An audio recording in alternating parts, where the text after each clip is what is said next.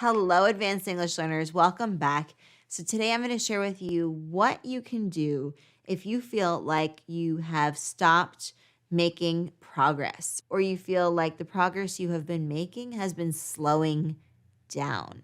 All right, so if you're ready, let's get into it.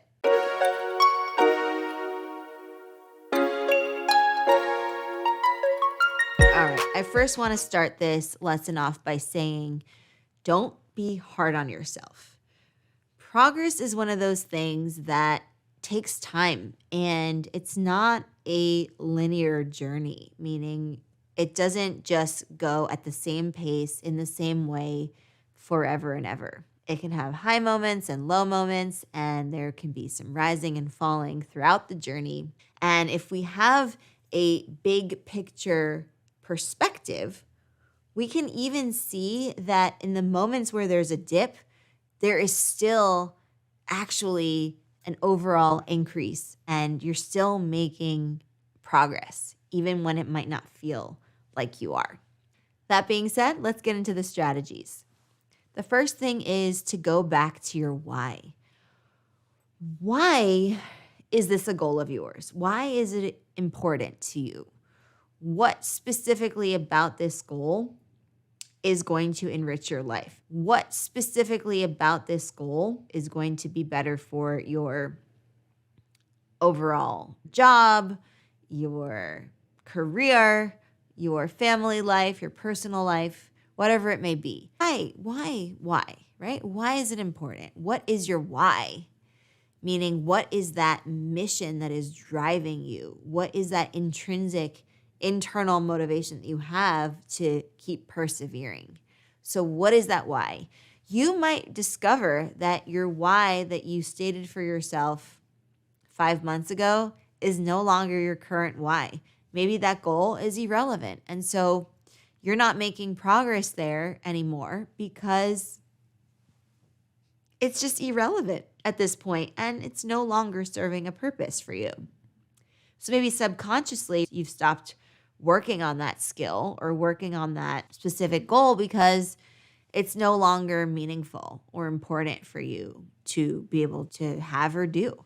So really revisiting your why is crucial. And maybe the why that you've stated for yourself is still relevant, but maybe there's some tweaks, some minor changes that you need to make it even more relevant. So a lot of the times when we feel like progress has been slowing down and we're not making improvements in certain areas of our lives or within our language learning and communication, it can be that we are subconsciously doing this because it's no longer important to us. We've decided that it's no longer a priority or it's no longer relevant. So revisiting your why is very important to, first of all, see if it's the same why that you have now. Does this goal serve its same purpose and drive as it does now? And secondly, revisiting it in the sense of making sure that it's up to date. Maybe there are things you want to add or maybe you want to take away. Maybe you want to not only work on your pronunciation, but now you're also interested about your intonation and finding ways of being more assertive. Or maybe pronunciation is no longer a concern of yours. So you feel like pronunciation is a goal, but you don't feel like you're making progress in it. And then you think about it a little bit and you think it's not that important anymore. Maybe I need to get better at email writing. So you see my point here. Revisit that why, see if it's still relevant, and then update it. If it is relevant and you don't want to let it go, update it. Make those tweaks. If for some reason you don't have a why, you don't have a mission statement, then make one. So the why is really the purpose behind having that goal. Why is this important? To achieve X, I need to do Y because. That's a very general overview of what you could be asking yourself internally about this goal of yours. And then going from there and creating a why, creating a mission statement that is your driving purpose. That'll help motivate you. It'll help keep you engaged.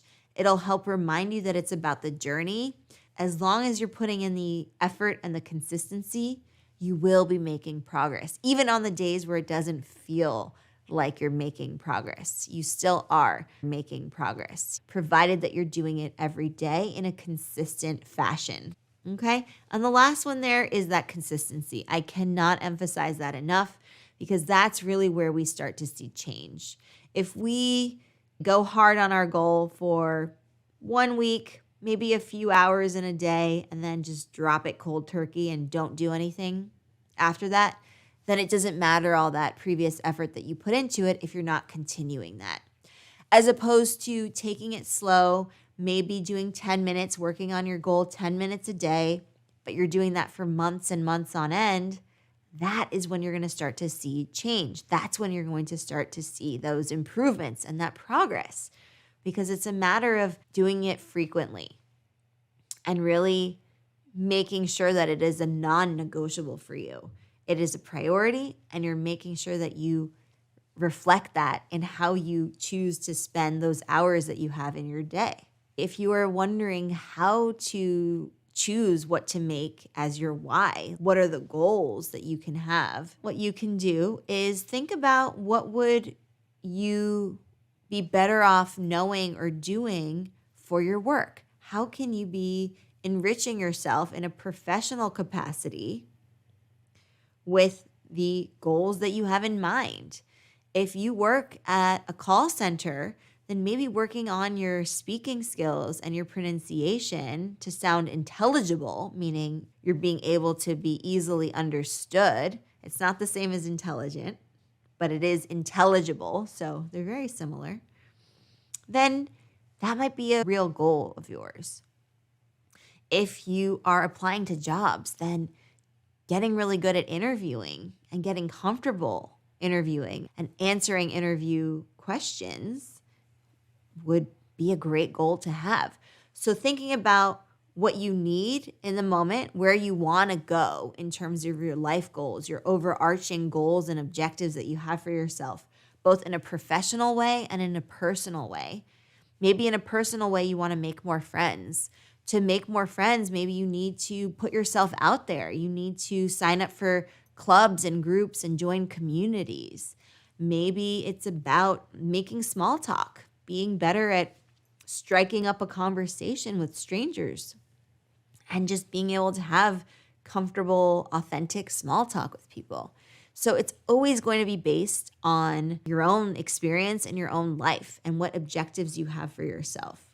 What is your plan, so to speak, for yourself? Where do you see yourself in a few years? Where do you want to be professionally, socially, personally? And really start forming those goals and those whys that are attached to the goal, right? The why, the purpose, the mission statement, and going from there. And then just putting in the time and the effort and the energy, being consistent, and keeping in mind that there are going to be days where you don't want to do it.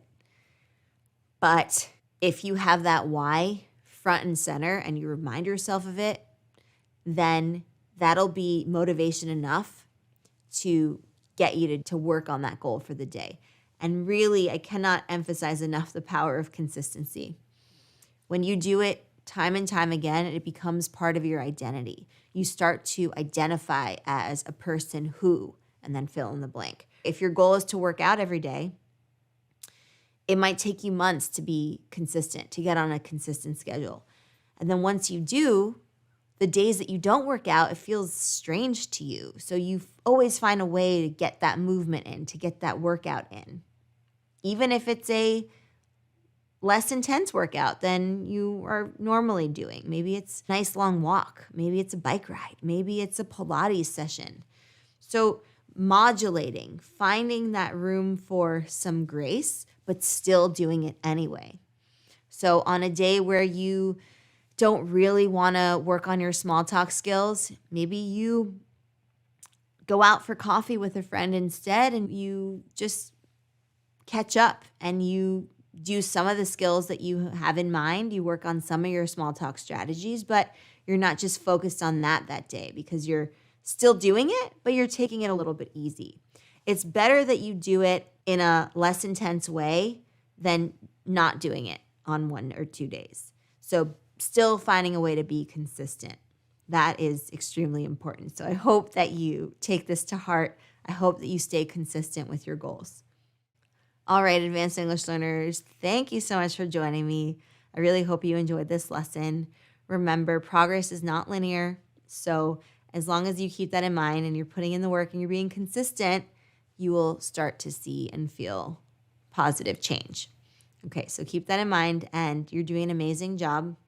I know because you're here and you're putting in the time and the energy and the work to improve your skills, to improve upon yourself, to get even closer and closer to those goals that you have set for yourself. And I see you, I acknowledge you, and I'm validating your hard work and your effort. So I want you to keep it up, keep it consistent, and I'm always here to help you and guide you in any way that I can. So just know that I really appreciate you and what you're doing, and I believe in you. So keep going. You got this. All right. Thank you for joining me. I will see you next time. Something very big is going live in January. If you've enjoyed the content we've put out on advanced English and Explearning, then you're going to love what is coming next. If you've wanted an opportunity to meet your fellow Explearners in a welcoming and dynamic environment, then what we have on the horizon is going to be perfect for you. So keep an eye out for more details coming soon, and make sure you're subscribed to our newsletter, which you can find on advancedenglish.co and explearning.co, because that's where you're going to hear it first. All right, see you then.